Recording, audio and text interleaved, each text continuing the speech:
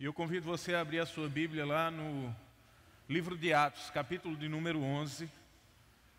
Nós estaremos lendo do verso 19 ao verso de número 30.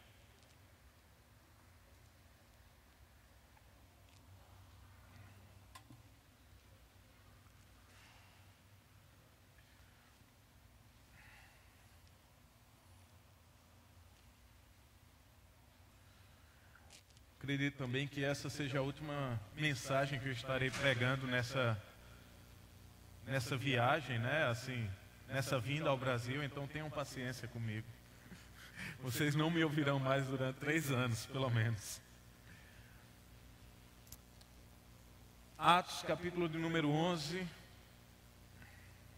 a partir do versículo 19, a palavra do Senhor diz assim: os que tinham sido dispersos por causa da perseguição desencadeada com a morte de Estevão chegaram até a Fenícia, Chipre e Antioquia, anunciando a mensagem apenas aos judeus. Alguns deles, todavia, cipriotas e sirineus, foram a Antioquia e começaram a falar também aos gregos, contando-lhes as boas novas a respeito do Senhor Jesus. A mão do Senhor estava com eles, e muitos creram e se converteram ao Senhor. Notícias desse fato chegaram aos ouvidos da igreja em Jerusalém, e eles enviaram Barnabé a Antioquia. Este, ali chegando e vendo a graça de Deus, ficou alegre e os animou a permanecerem fiéis ao Senhor de todo o coração. Ele era um homem bom, cheio do Espírito Santo e de fé, e muitas pessoas foram acrescentadas ao Senhor. Então Barnabé foi a Tarso procurar Saulo, e quando o encontrou, o levou para Antioquia. Assim, durante 1 ano inteiro, Barnabé e Saulo se reuniram com a igreja e ensinaram a muitos. Em Antioquia, os discípulos foram pela primeira vez chamados cristãos. Naqueles dias, alguns profetas desceram de Jerusalém para Antioquia. Um deles, Ágabo, levantou-se pelo Espírito, predisse que uma grande fome sobreviria a todo o mundo romano, o que aconteceu durante o reinado de Cláudio. Os discípulos, cada um segundo as suas possibilidades, decidiram providenciar ajuda para os irmãos que viviam na Judéia. E o fizeram, enviando as suas ofertas aos presbíteros pelas mãos de Barnabé e Saulo. Senhor, nós estamos diante da Tua palavra, que é viva e eficaz para transformar as nossas vidas. Nós te pedimos que o Senhor tenha misericórdia de nós nessa noite, e que o Teu Espírito Santo alcance os nossos corações com o Teu Evangelho. Cativa a nossa mente, cativa o nosso coração, a Tua presença. Que toda distração e tudo que temos para fazer durante essa semana possam ser entregues ao Senhor. E que neste tempo estejamos atentos a ouvir o que o Senhor tem a falar conosco. É o que nós pedimos em nome de Jesus. Amém. Meus irmãos, a título de introdução, eu gostaria que nós fizéssemos 2 esclarecimentos que são importantes. O primeiro deles é que a história desta igreja, ela está inserida em algo imensamente maior. Talvez se perguntarem a você quanto tempo ou quantos anos tem a sua igreja, você pode responder, ela tem mais de 2000 anos. Pois verdadeiramente a nossa história começou em Atos capítulo 2. Nós fazemos parte dessa história. Deus, ele sempre teve o propósito de reunir para si um povo, escolhido por Ele, abençoado e comissionado para ser uma bênção. E este propósito, ele não teve origem no primeiro século. Porém, o dia de Pentecostes, ele foi a marca explosiva na história da igreja primitiva e o início da história da igreja missional. nós podemos ver quão grande é o projeto de Deus e como este projeto percorreu os séculos. E isso prova a fidelidade do Senhor. Isso deve nos encher de alegria. Isso deve nos fazer ficar maravilhados, pois o Deus que deu a promessa, Ele está cumprindo essa promessa e nós fazemos parte dela. Pois o Evangelho, ele chegou a Jerusalém, chegou até essa igreja, ele também nos alcançou. Um segundo esclarecimento que nós precisamos fazer é que nós não somente fazemos parte dessa história, mas nós também damos continuidade a ela. No livro de Atos nós lemos acerca do crescimento ou do nascimento da igreja. Porém a história ela não se encerra no capítulo de número 28. E talvez isso justifique o fato do livro acabar tão abruptamente. Um tom de suspense é deixado por Lucas. E nós ficamos com a impressão de que a história ainda não acabou. E como disse um teólogo, nós estamos vivendo o que podemos chamar de Atos 29. É possível que, semelhante àqueles filmes, que tem as cenas pós-crédito, nós ficamos ansiosos por saber o que irá acontecer depois. E mais ainda na história da igreja, pois nós fazemos parte dessa história. Deus, ele substitui os mensageiros, mas a mensagem e a missão da igreja, ela permanece a mesma durante os séculos. E continuará a mesma até o retorno do Rei. Cristãos hoje fazem parte dessa narrativa da redenção. Ainda que as nossas histórias, ou que a história dessa igreja, não seja acrescentada às Escrituras Sagradas, nós damos continuidade à missão de pregar as boas novas a todas as nações. E nessa noite, nós vamos estar refletindo em como deve ser uma igreja local missional. Como essa igreja, à luz do exemplo ou do texto que nós lemos, deve ser uma igreja missional. E no capítulo 11, Lucas, ele registra a vida, o nascimento da igreja em Antioquia. Uma verdadeira plataforma de comissionamento missionário para o mundo. Ela se tornou a base operacional das missões de Paulo e Barnabé. E posteriormente se tornaria também de Paulo e Silas.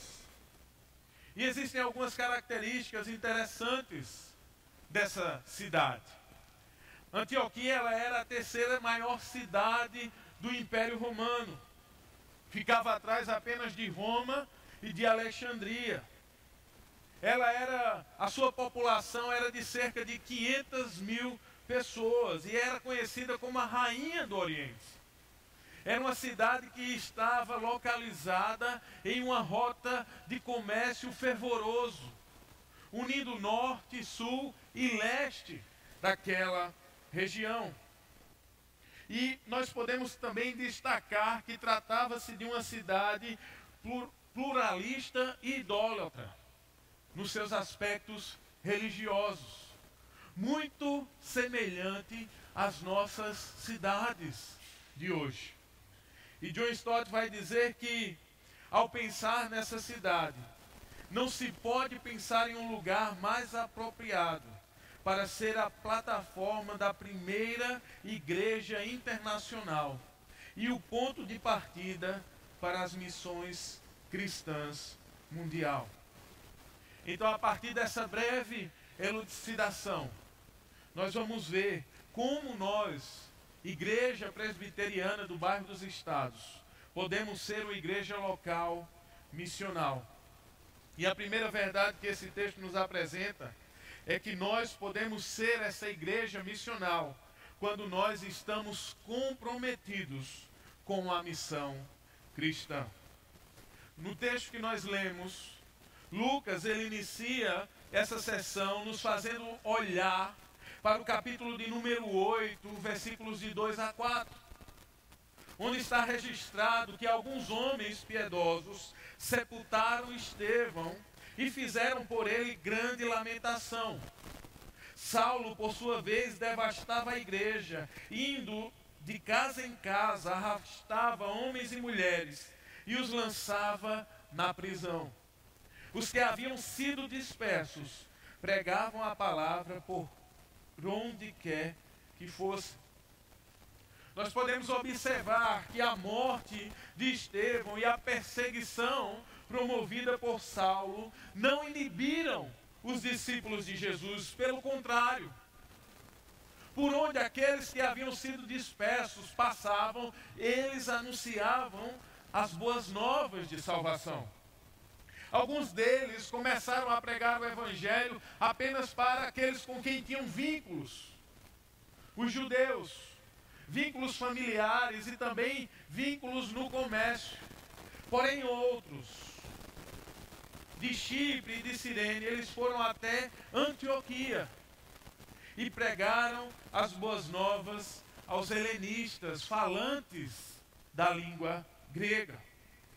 Esses evangelistas, eles eram anônimos, eram homens e mulheres comuns, corajosos e pioneiros, que começaram a espalhar a mensagem de Cristo Jesus entre os gentios incrédulos. Eles estavam derrubando uma barreira ou uma muralha cultural que existia entre judeus e gentios. E por mais que tivessem raízes judaicas, eles estavam decididos a alcançar os gregos. E o fato desses evangelistas não serem provenientes de Jerusalém permitia que eles não tivessem tanto preconceito antigentílico e não compactuassem com a cultura conservadora da região da Palestina, tornando-os mais flexíveis do que os seus companheiros de Jerusalém. E a pergunta que podemos fazer é: por que isso importa? Semelhante a esses discípulos, semelhante a esses homens e mulheres comuns e anônimos, a nossa missão, ela deve ser cumprida independente das circunstâncias. Aqueles homens e mulheres, eles tinham todas as razões para deixar de lado aquilo que tinham aprendido. Eles presenciaram a morte de Estevão, um dos líderes da igreja de Jerusalém. Porém, o fato de estarem sob ameaça, de estarem com suas vidas sendo ameaçadas, não intimidou aqueles homens e mulheres. Eles continuaram anunciando as boas novas de salvação. E uma segunda pergunta que podemos fazer é: à luz desse exemplo, ou à luz desse testemunho dos nossos irmãos, qual será o nosso problema? Você já parou para pensar nisso? Por que temos tanta dificuldade em anunciar as boas novas de salvação? A realidade da nossa cidade, ou até mesmo do nosso país, ele não nos proporciona nenhum tipo de perseguição que ameace nossas vidas ou até mesmo a nossa família. Contudo, o padrão social em que vivemos, ele tem colocado limites que nos deixam constrangidos, indiferentes, acanhados e até omissos na pregação do Evangelho. E nós precisamos parar e olhar para esses discípulos e pedir ao Senhor: Pai, dá-nos coragem para anunciar as boas novas de salvação. Tira de nós o medo, tira de nós a vergonha que nos impede de ministrar ou de pregar para as pessoas que estão sentadas ao nosso lado no trabalho. a vergonha que temos, a timidez de falar para o nosso amigo de tantos anos. Precisamos orar, meus irmãos, pedindo a Deus que nos faça testemunhas fiéis e fervorosas de tamanha graça que foi derramada na cruz do Calvário por nós. Que independente das circunstâncias ao nosso redor, sejam essas boas ou ruins, sejamos obedientes à missão que o Senhor nos confiou. Outra maneira de sermos práticos no nosso compromisso com a missão é enxergando os pecadores ao nosso redor. A igreja de Antioquia é uma igreja que se envolveu com pessoas. Ela não fez distinção de classe ou raça, de partido, de ideologia, de esquerda ou direita, pelo contrário. Ela enxergava todos aqueles que estavam ao seu redor como carentes da glória de Deus e assim sendo alvos do Evangelho. Uma igreja local, uma igreja missional, ela enxerga o mundo por causa do seu comprometimento com a missão e por meio de uma mensagem fiel e inteligível. Aqueles irmãos ou aqueles evangelistas, eles fizeram uma leitura dos seus ouvintes, principalmente aqueles que foram até Antioquia. E eles começaram a anunciar o Evangelho de Cristo Jesus, apresentando Jesus como Senhor. Talvez diferente daqueles outros que estavam dedicados somente aos judeus. Porque para os judeus as expressões Messias ou Rei ungido era familiar para eles.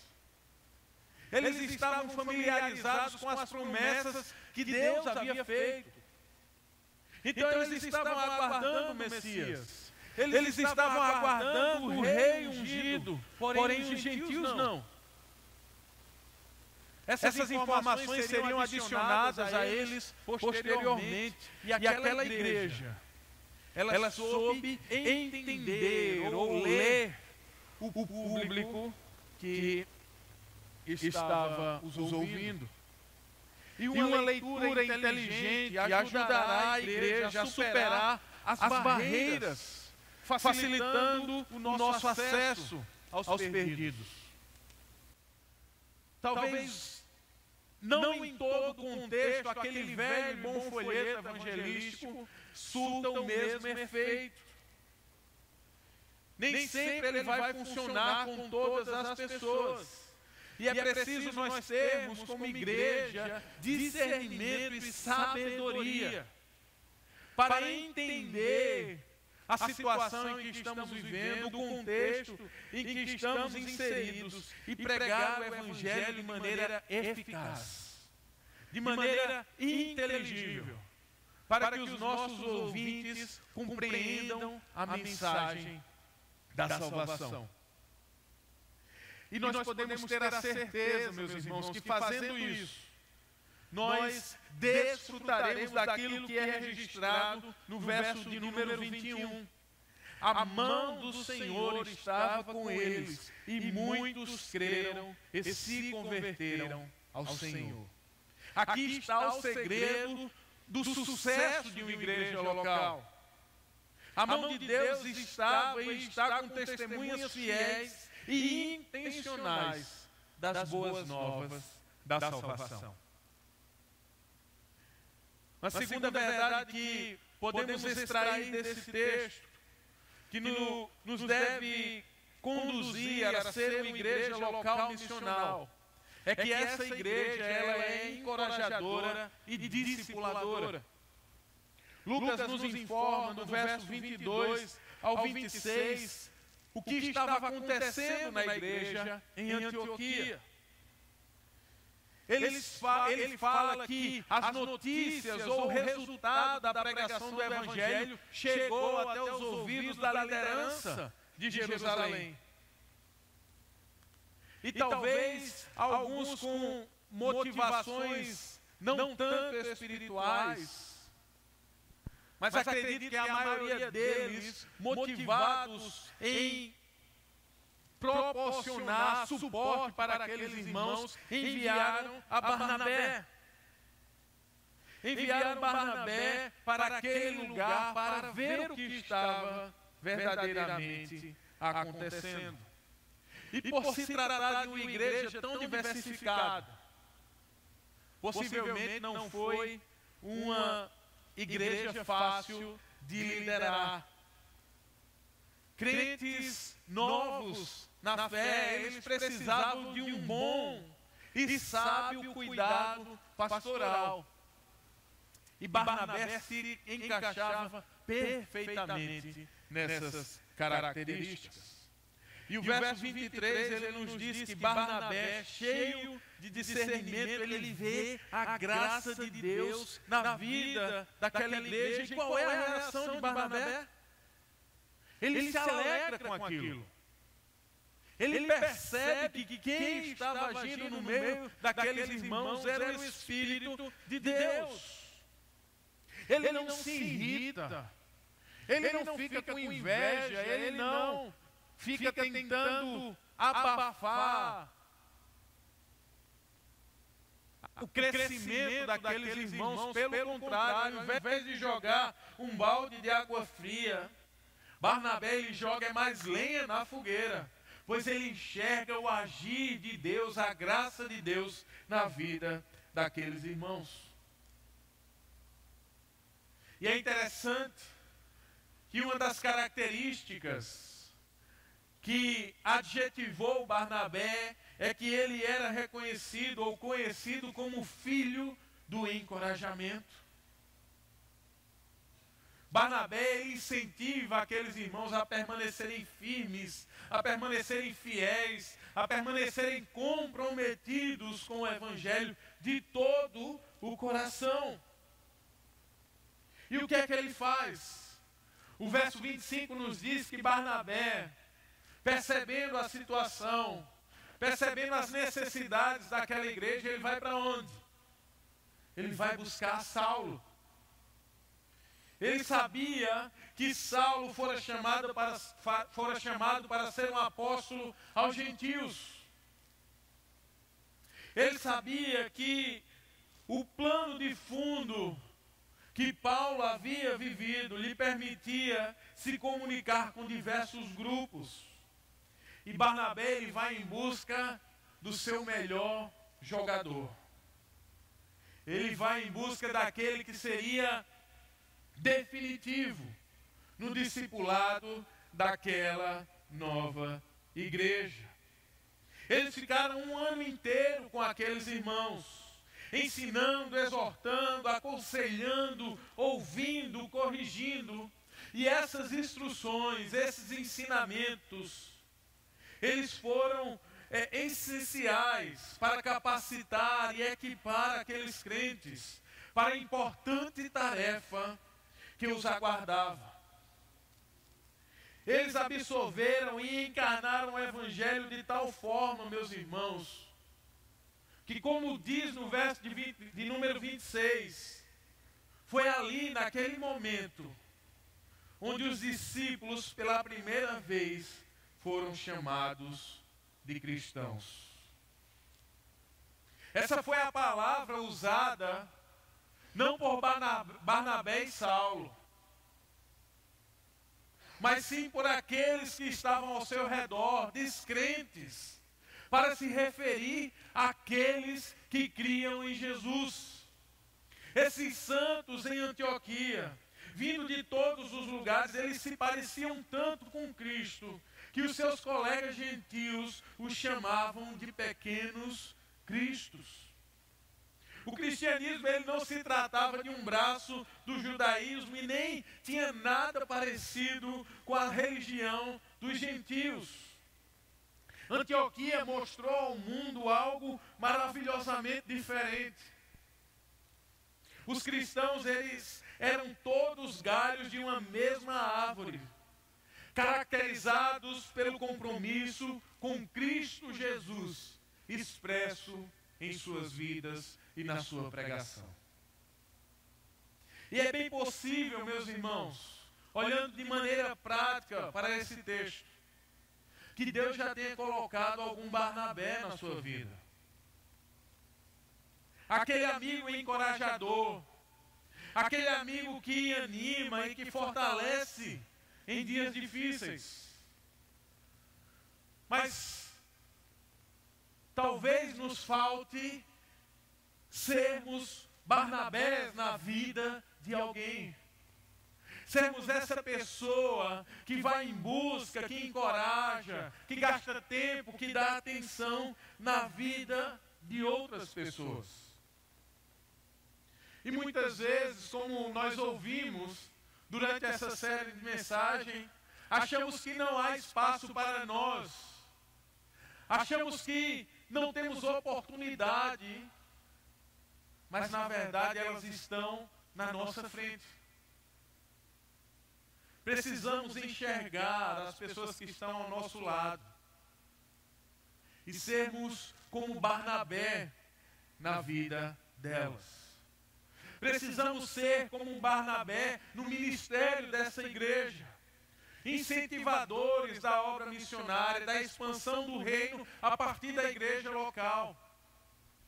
As atividades missionárias, ao invés de sermos aqueles irmãos que nós podemos dizer que eles têm o ministério da desmotivação, né? Irmãos que gostam de enxergar problema, de colocar gosto ruim, nós precisamos ser motivadores, encorajadores, para que assim o reino de Deus se expanda através da igreja local. Precisamos ser como um Barnabé na vida dos nossos irmãos e na vida da nossa igreja. Precisamos também, meus irmãos, enxergar a graça de Deus em nosso meio. A igreja de Cristo cresce, a igreja de Cristo ela prospera, a igreja de Cristo é vitoriosa, não por causa dos seus méritos, mas por causa do próprio Cristo Jesus que está com ela. Essa igreja ela não irá crescer por causa do ambiente agradável, ela não irá crescer por causa dos bancos confortáveis, por causa da música boa, não. Ela irá crescer por causa da graça de Deus neste lugar que está agindo por meio da pregação do Evangelho. É isso que faz a igreja crescer. É a graça de Deus alcançando o coração dos pecadores. É a graça de Deus gerando em nós arrependimento. É a graça de Deus despertando os nossos corações para a obra missionária e para a nossa responsabilidade como discípulos de Jesus. Precisamos enxergar a graça de Deus neste lugar. Uma terceira verdade que nos faz olhar ou observar como podemos ser uma igreja local missional é que uma igreja missional ela pratica a misericórdia. Lucas, no verso 27, ele vai continuar nos apresentando uma realidade que havia sido anunciada. Realidade esta que a igreja de Jerusalém, principalmente, iria passar. E o texto nos diz que profetas foram de Jerusalém para Antioquia. E a título de esclarecimento, esses profetas em nada têm a ver com o que a gente pode ver hoje por aí, e que se auto-intitulam ou são chamados de profeta. Se nós olhamos para o Antigo Testamento, nós vamos observar que o ministério dos profetas era algo dado pelo próprio Deus. E esses homens, eles tinham autoridade divina e falavam, assim diz o Senhor. Falavam notícias boas e também falavam notícias ruins. Notícia de salvação, mas também notícia de juízo. Muito diferente do que a gente vê hoje, nos nossos dias. E no Novo Testamento, nós podemos ver que na igreja primitiva, o ministério profético ele estava diretamente ligado ao ministério da pregação da palavra. Ensinar, exortar, e em alguns momentos específicos, de acordo com a necessidade de Deus, por meio do seu Espírito Santo, ele capacitava alguém para predizer o futuro, como aconteceu aqui. Mas não tinham videntes ou pessoas que eram consultadas constantemente a vir como se fossem cartomantes cristãs, a fim de que você fosse lá para saber o seu futuro ou o que vai acontecer com a sua família ou com a sua empresa. Não se trata nada disso. E nesta ocasião, o texto nos apresenta um homem chamado Ágabo, sem estrelismo, sem holofotes, sem propaganda, mas alguém comprometido com o Evangelho, alguém cheio do Espírito Santo. E que não é errado afirmar que este período de escassez e fome, ele tenha coincidido com o ano sabático praticado pelos judeus. Foi isso que havia sido predito pelo profeta Ágabo. E outro detalhe é que a fome também não alcançou todas as regiões do Império Romano na mesma intensidade. Contudo, o que precisa prender a nossa atenção é a atitude daquela jovem igreja. Eles foram intencionais na sua ação. Eles responderam graciosamente, especialmente através de provisões enviadas aos irmãos da Judéia. Havia disposição no coração daqueles irmãos em ajudar. E não havia sido nada imposto pela liderança local. Eles perceberam a necessidade dos seus irmãos e espontaneamente se movimentaram em direção a eles. E como é que eles fizeram isso? O texto nos diz, segundo as suas possibilidades. Não foi estipulado um valor para todos os membros da igreja, mas cada um, aqueles que tinham mais, perceberam que poderiam dar mais àqueles irmãos. Aqueles que tinham menos, também perceberam que poderiam abençoar aqueles irmãos segundo as suas possibilidades. Eles não deixaram passar a oportunidade e o privilégio de contribuir com os seus irmãos. E com isso nós podemos perceber a importância do ministério de misericórdia na igreja local. Aqueles irmãos, eles souberam da dificuldade antes de todos. E ao invés deles acumularem para si, ao invés deles irem para os mercados e começarem a estocar mantimentos, eles pensaram no seu próximo. Eles pensaram naqueles que estavam passando ou que iriam passar por necessidade. E num contexto em que a igreja de Jerusalém era a igreja mais antiga, ou talvez a igreja mãe. Nós vemos aquela igreja nova se movimentando em favor dos seus irmãos, membros mais maduros do corpo de Cristo.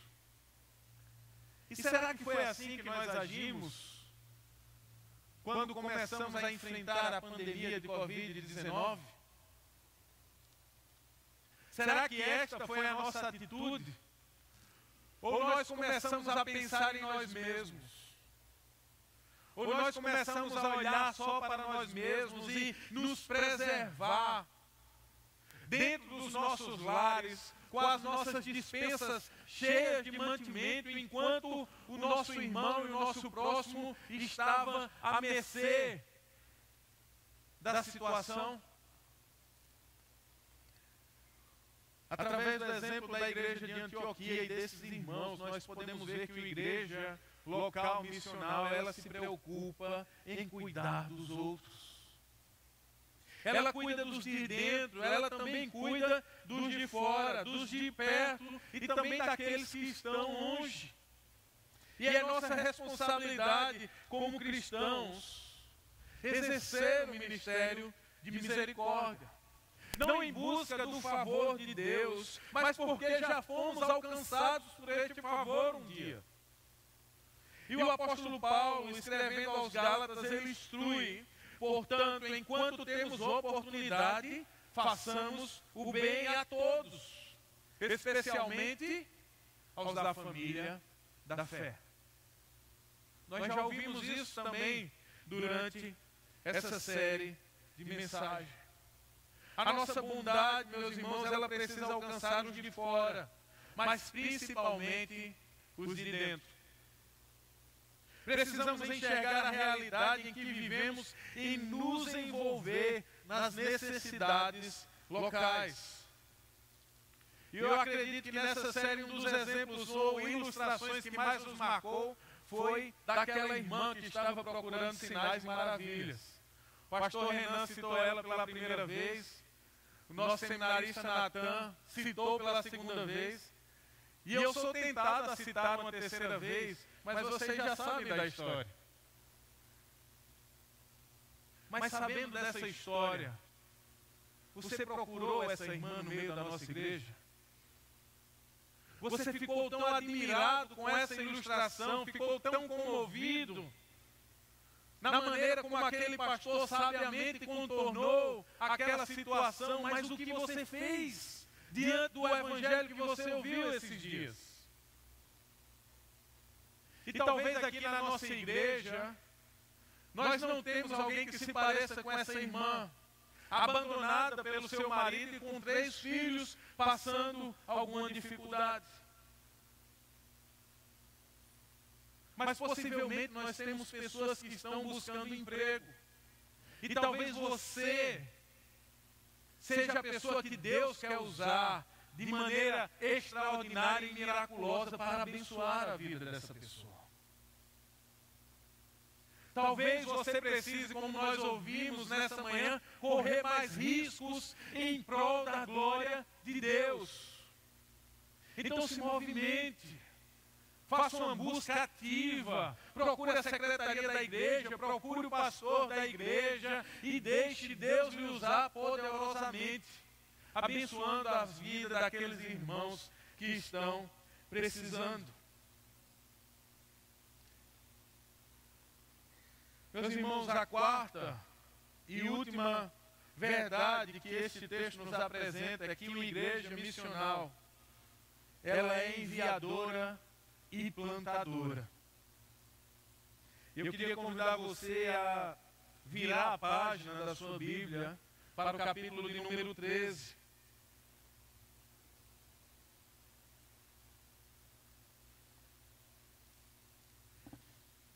Vamos ler os versos 1, 2 e 3.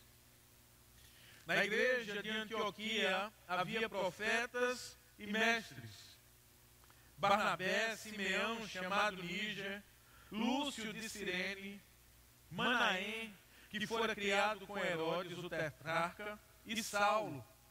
Enquanto adoravam o Senhor e jejuavam, disse o Espírito Santo: separem-me Barnabé e Saulo, para a obra a que os tenho chamado.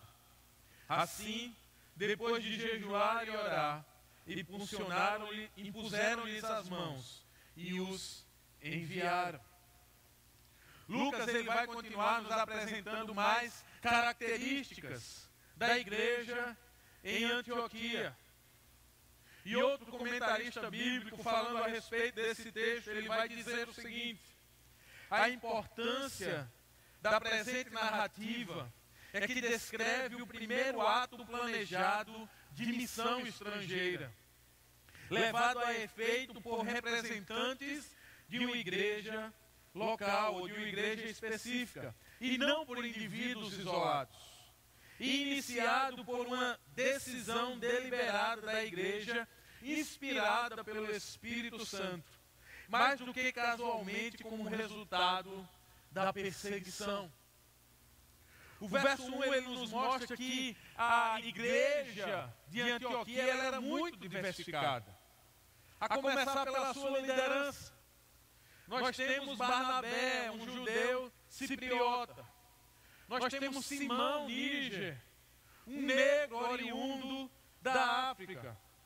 Nós temos Lúcio de Cirene, possivelmente do norte da África. E nós temos também Manaém, um romano, e Saulo.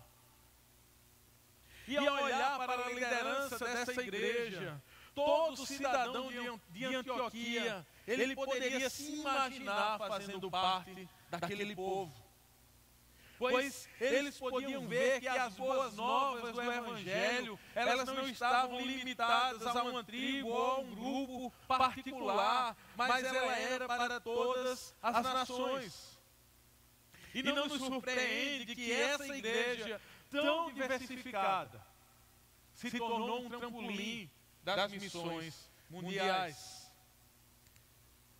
E sendo justamente isso o que acontece nos versos 2 e 3. É importante que a gente perceba que a atividade que estava sendo realizada, ela não estava restrita à liderança da igreja. Mas os comentaristas bíblicos acreditam que era uma atividade onde toda a igreja estava participando. Eles estavam envolvidos naquele momento. E eles levaram tão a sério o que estavam vivendo, que deixaram de lado a sua alimentação. E se dedicaram mais ao Senhor através do jejum, buscando receber de Deus a orientação para aquele momento. E para uma igreja que espera no Senhor, a sua palavra veio até eles. O Espírito Santo, ele é o verdadeiro nomeador e o designador da obra missionária. Foi ele quem designou Barnabé e Saulo para a missão. A igreja ela permaneceu buscando a orientação do Espírito. E após tê-la, impuseram as mãos sobre eles e os enviaram. E queridos, a igreja de Cristo, as ações, os planos, a missão, tudo que diz respeito à vida da igreja, ela deve ser dirigida pelo próprio Cristo Jesus. A igreja ela tem um dono, ela tem um pastor supremo e o nome dele é Jesus. Por isso nós não podemos ir de encontro àquilo que o próprio Senhor Jesus designou e estabeleceu para a sua igreja. E isto é a missão. Uma igreja que não envia missionários, uma igreja que não está envolvida no envio de pessoas para missões, ela atrofia. E citando o pastor Tony Merida, ele vai dizer que isso pode parecer contraintuitivo, mas normalmente as igrejas que preparam e enviam missionários e plantadores de igrejas são as mais fervorosas. E a razão é que esta ação de enviar e de plantar faz com que a missão esteja sempre na mente dos membros de uma igreja missional. E não se trata de uma tarefa fácil, comissionar como aqueles cristãos de Antioquia fizeram, comissionar boas pessoas. Nunca é uma tarefa fácil. Ao olharmos para eles, nós podemos imaginar como foi difícil separar os seus dois melhores, Barnabé e Saulo, e abrir mão da comunhão, abrir mão do conhecimento, da instrução, do cuidado pastoral daqueles homens pelo reino de Deus. Eu sei que nem sempre a igreja envia os melhores, às vezes envia os que dão mais trabalho, né? Feito eu e Bruna. Mas na maioria dos casos, é assim que nós devemos viver, é assim que nós devemos agir. Preparar aqueles que são os melhores em nosso meio. E por mais que venhamos sofrer por causa disso, precisamos enxergar a glória de Deus que está diante de nós. E normalmente essas despedidas doem. Doeu em 2018, quando a gente foi para Guiné-Bissau. Depois em 2020, quando voltamos com a Rebeca para lá. E agora, pela terceira vez, vamos sofrer essas dores desse distanciamento quando voltarmos para o campo missionário com a Beatriz. E possivelmente não teremos mais filhos, então talvez essa seja a última dor nesses próximos 3 anos. Mas, meus irmãos, essa dor precisa ser enxergada, nós precisamos chamar isso de despedidas evangélicas. Precisamos ter em mente que nós estamos dizendo adeus ou nos distanciando agora pelo bem do Evangelho. E que não são despedidas que irão durar para sempre, porque se não nos vermos daqui a 3 anos, certamente nos veremos na eternidade. E teremos muito tempo para passar diante daquele que é o desejado dos nossos corações. Juntos, quando a missão terminar, estaremos cumprindo o nosso propósito, adorando o Rei dos Reis e Senhor dos Senhores. E por causa disso, nós dizemos um adeus por enquanto. E como igreja local, continuamos envolvidos com essa missão que acontece aqui e acontece lá simultaneamente. Esta é a vontade de Deus. Comissionar pessoas para que o reino de Deus, para que o nome de Cristo Jesus seja desejado e anunciado entre os povos. E depois dessas 4 verdades que eu apresentei nessa noite, ou que a palavra do Senhor nos apresentou nessa noite, se você ainda não está convencido que a igreja local, missional, ela precisa agir nessas 4 áreas, eu convido você a olhar para Cristo Jesus. Eu convido você a olhar para aquele que é o método, para aquele que é a motivação, para aquele que é o objeto e o centro de tudo que envolve a nossa igreja. O compromisso que o próprio Jesus teve com a glória de Deus e que o fez abrir mão de tudo, se fez um de nós.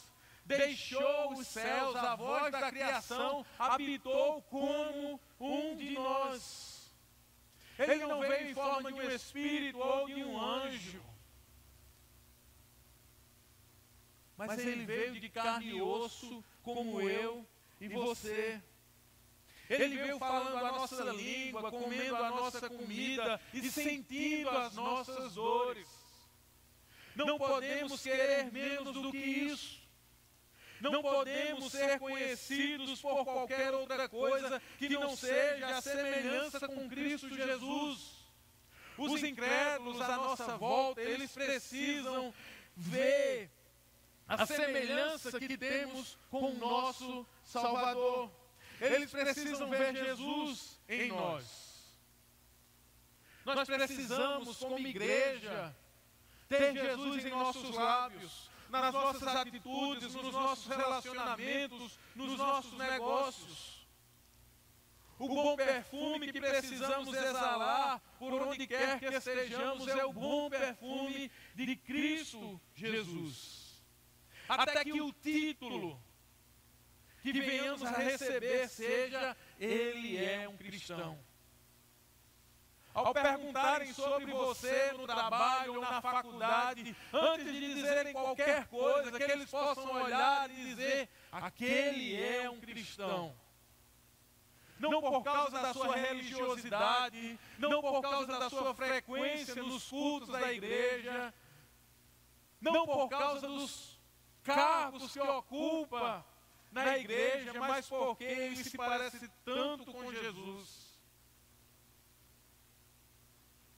que eu preciso chamá-lo de pequeno Cristo. É assim que nós precisamos ser reconhecidos. É assim que a nossa igreja, espalhada pela nossa cidade, espalhada pelas nações, precisa ser reconhecida. Este é o nosso objetivo: reproduzir Cristo Jesus aonde quer que estejamos, a começar nos nossos lares, no nosso trabalho, nas ruas da cidade, no nosso casamento, nos nossos filhos, na comunhão, na adoração. Somente Cristo e somente Cristo Jesus. Baixe a sua cabeça e feche os seus olhos e faça uma oração ao Senhor Jesus, pedindo que Ele opere o milagre de entender a sua palavra mais uma vez.